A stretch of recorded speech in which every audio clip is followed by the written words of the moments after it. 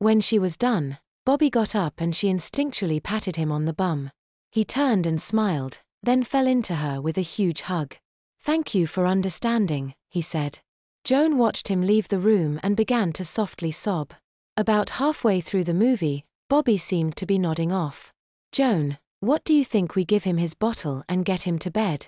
"I think that's a great idea." Joan agreed. Once the bottle was prepared, Bobby cuddled up into his mother's arm. She placed the nipple to his lips and he began to suck. It was only a few minutes later that Bobby was sound asleep. The two women looked at each other and smiled. Joan was able to pick him up and place him in his bed.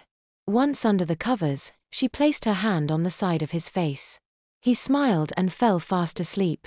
"Good night, baby Bobby," she whispered. 2 weeks went by too fast, Joan declared as she was packing for her flight the next day. "Yes it did, sis," Teresa agreed.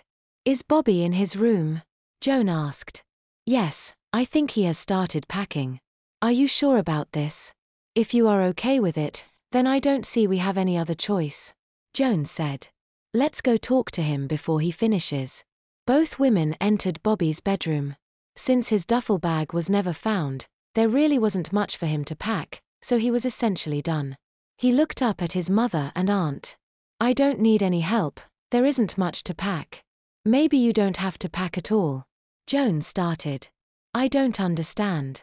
Your aunt and I have been talking, and we think, if you're up to it, you should stay here and help her with the ranch.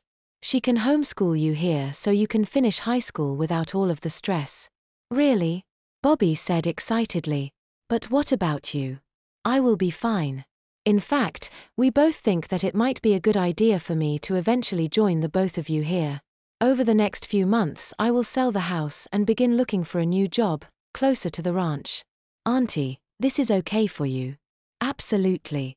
In fact, with your help, and eventually your mother's, I can have Sarah move back in." "I miss her terribly." "Well?" Joan asked. "Yes, absolutely," Bobby confirmed.